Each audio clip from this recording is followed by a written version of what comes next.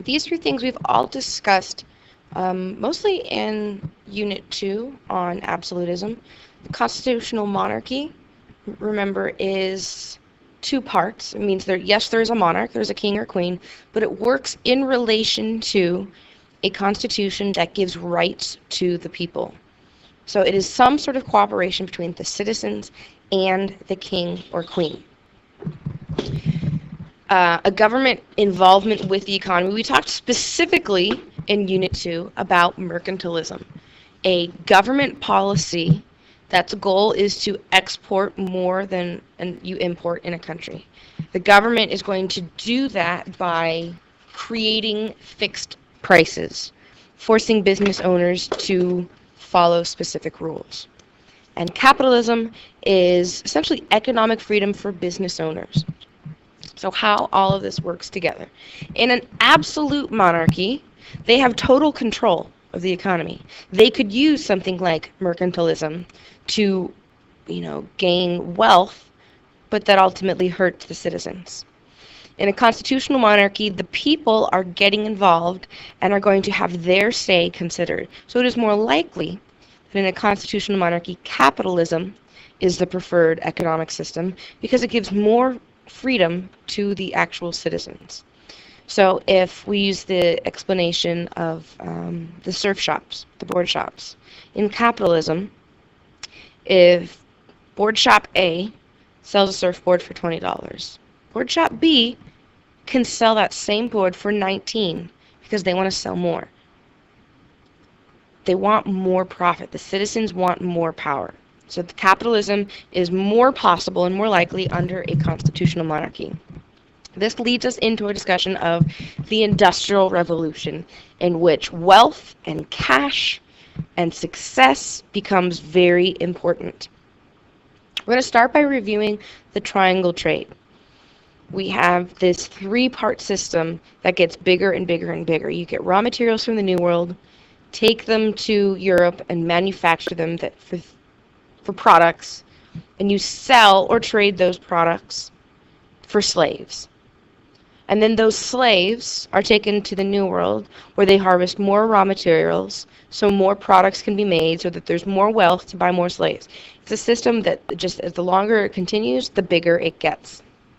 So we'll have a similar situation with the Industrial Revolution. All right, so let's go ahead and get started with the British Agricultural Revolution.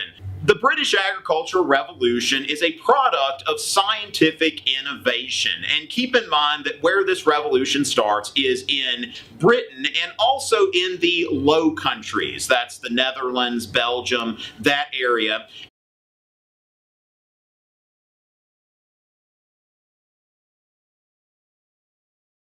And this is where farming takes one of the biggest steps that it's taken really maybe since the start of farming or something like that.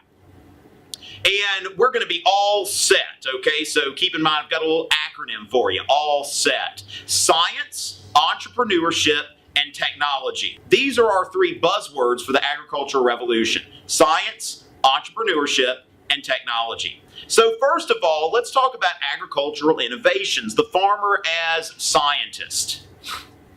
And this is the old way of doing crop rotation, three-field crop rotation, where in one field you would have wheat, in one field you would have oats, and one field you would let lie fallow. And you would rotate these fields from year to year. So going from one, the wheat field would be the oats field, and then you would let one field rest every 3 years. So you rotate every 3 years. The problem here, though, is that in any given year, 1/3 of your fields are being unused. And this is kind of bordering on unacceptable. The whole point of having fields is to use them, to grow stuff on them, and that sort of thing. And so what you see in the scientific revolution is a 4-field crop rotation. So out with the old, in with the new. In one field we're growing wheat, and another field we're growing oats, and in the other 2 fields we'll grow stuff that while wheat exhaust the soil, clover and turnips, they replenish the soil. So we'll grow things that make the soil healthy, and then we'll rotate those so that every fourth year something will be a wheat field or the oats field or the clover or turnip field. And this way all of our fields are being grown upon, or however we would say that. They're all being used. And more fields equals more food. This way we can feed more people than we were able to do previously. And as far as breeding animals, there has got to be a better way than this, okay? Just throwing them all in one place and just letting whatever happen. That's not very scientific. Let's think about a more scientific approach, and that is selective breeding. This is applying these scientific principles, that what would happen if I breed this animal with desirable characteristics with this animal with desirable characteristics, and enter science, all this kind of stuff that I don't understand. Ask your biology teacher or something like that. But woo, science, all right? It's cool, it's awesome, it lets us eat more. An example of this would be this Belgian blue cow, which what happens here is there's some kind of genetic defect, which the selective breeding makes even more so, kind of like some sort of Habsburg cow or something. And this cow gets bigger because of this genetic defect, and we can eat more.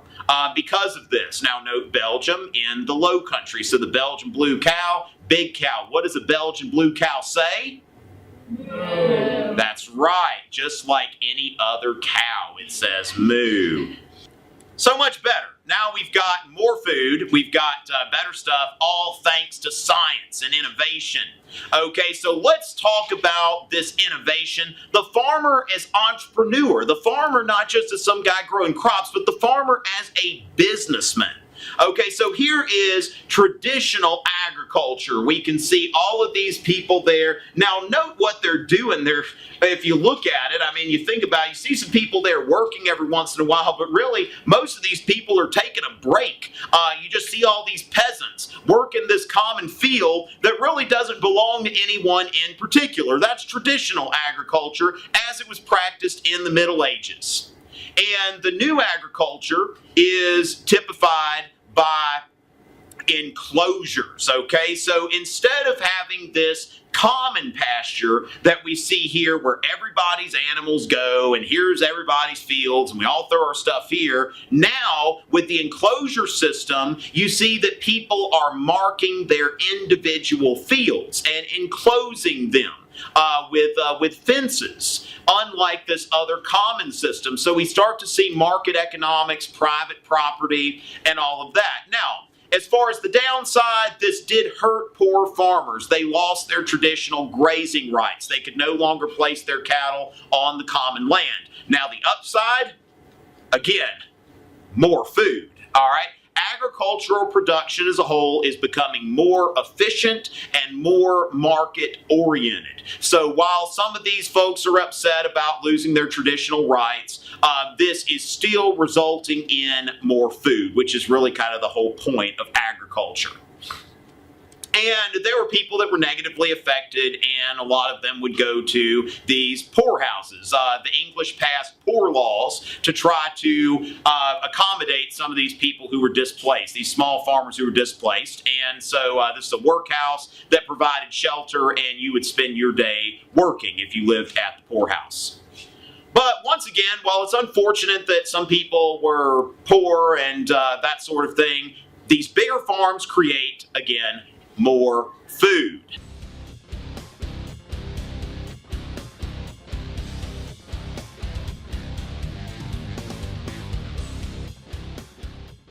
So while we're on the topic of innovation, let's talk about the farmer as inventor, the farmer who is improving agriculture by making new agricultural tools and improving existing technologies. It's been a while since there's been innovation. In fact, Jesus's parable of the sower, where this guy's just walking around, just throwing around seed, and it gets some of the seed gets stuck in the thorns, some of it falls along the path. Some of it gets on the rocky soil. It looks like most of the seed in this parable doesn't get where it's supposed to go. Why? Because this guy's just throwing it all around, like, seed, seed, seed. There's nothing scientific about just throwing stuff around. So the scientific revolution and the mindset here is maybe we can apply some of these scientific principles to farming. So instead of just throwing stuff around everywhere, then maybe we can come up with some kind of machine. And that's exactly what Jethro Tull's seed drill does, is that it makes little indentions in the soil, and you put it all in the box, and it puts the seed where it's supposed to go, keeps it out of the thorns, keeps it out of the rocks, and keeps it out of the path. And so all of the seed is used well, okay? So that is Jethro Tull's seed drill. And then in the United States, there are several agricultural innovations. Thomas Jefferson, who was a big proponent of agriculture, came up with this mold board plow. I'm no farmer. I can't tell you how it works. I can tell you, though, that it was a better plow than it existed before that. And then there is George Washington, who was known as first president of the United States. But what you may not know is that he built this awesome 16-sided barn. If you go to Mount Vernon, you can see a replica. All right, and then you look at other technologies that hadn't improved any. You think about the Bible, what it says about threshing wheat, where, the wheat is being separated from the chaff. You hear references to God's threshing floor. Well, even 1600 years later, people still knew what it meant to thresh wheat manually, to just throw all the wheat on the threshing floor and just hit it with a bunch of, nunchucks or whatever it is they're using, just hitting it, all right? And there is nothing scientific about just hitting it, all right? So how can we do this differently? How can we apply technology instead of just hitting it? And we do that with a portable threshing machine. Now, George Washington built this 16-sided barn for the purposes of threshing wheat. He had horses running around all in it. If you go to Mount Vernon, you can see it. It's awesome. Hopefully, I've made that point. But this portable threshing machine, you just put it in a machine, and it threshes the wheat for you. It separates the wheat from the chaff. So more scientific revolution, inventive awesomeness. And once again, like everything else, better tools means what? You guessed it, more food. And then you can see here a bunch of data, and this data shows that the crop yields are increasing, okay? So if we look before this, if you go back to 1600, if you've got this seed being planted, it might yield about 10 bushels per acre. Well, by the time it's all said and done, you look to 1800, at the end of the 18th century, you can see that this is more than doubled. And so agricultural production is going up as a result of this. So while some people are kind of ticked off about the enclosures and that sort of thing, it is producing more food. And once again, you can see what's going on here with this British agricultural revolution, whereas from 1300 to 1600, agricultural production was relatively stagnant. You can see that agricultural production is steadily increasing during this time. Now, nothing like it'll increase during the 20th century, but still much more than it has increased before that. And so you can see that the amount of food has more than doubled. Whoa.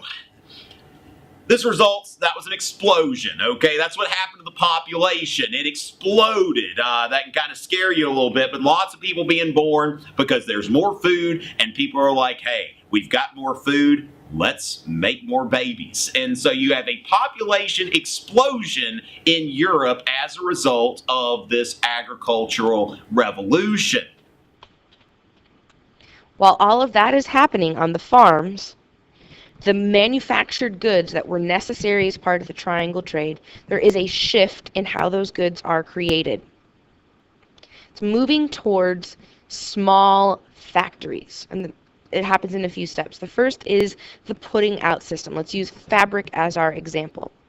In the putting out system, let's say I am a business owner and I sell shirts. And what I do is I put out pieces of the manufacturing process to individuals.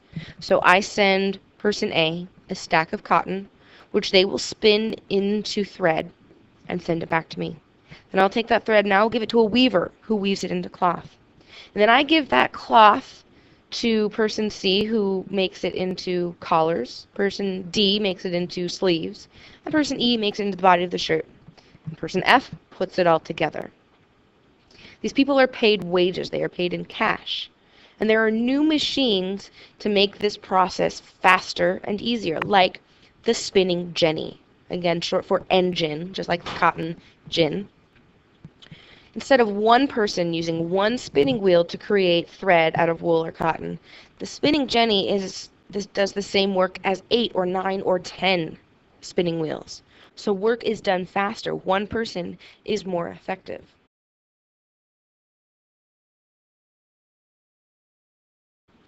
Also, so let's say person 1, who I gave the cotton to create into thread, that person realizes that they buy a spinning jenny. After saving their money, they can create that thread faster and make more money, and then they can afford to buy a loom, and they can make the fabric, and they can make the entire shirt themselves, and they can sell it at the market for $5 less than I sell it. This leads to the cottage industries, where individuals, rather than pieces of the work being done by many individuals in the putting out system, the cottage industry is when individuals do all of the labor at their home, at their business, and they're able to be successful because they have lower operating costs. So the result of all of this is that there is more food. The farms are working better, more efficiently. There's more food for all of us to consume. When we have more food, I mean, think of all of human history, most of one's life was spent finding, chasing, growing, making food. This leads to healthier people, more people who are able to work, whether it is in sheep herding, so that there's wool that people can make into fabric. There are more people to make more products for people to buy. They live longer. They have more children. So there's a huge population, but the farming is getting easier. You don't need to have a big family so that you have help on the farm. So there's a bunch of people who now are out of work. They're going to need another source of employment. And this is what will eventually lead to the Industrial Revolution. The Industrial Revolution does happen all over the world, but it first happens in Britain. There are a number of situations in place in Britain that make it possible for it to be the first to industrialize. So F, for why Britain is first, is funds. And this is a result of the triangle trade.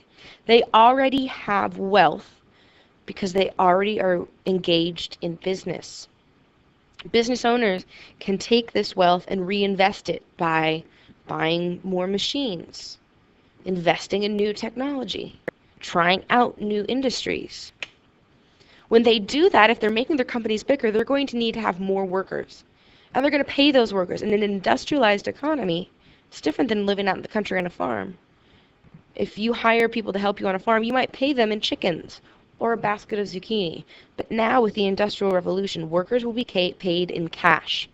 And the specific word for cash in business means capital. It is possible to be wealthy and own lots of stuff, but you might not have a cent in the bank.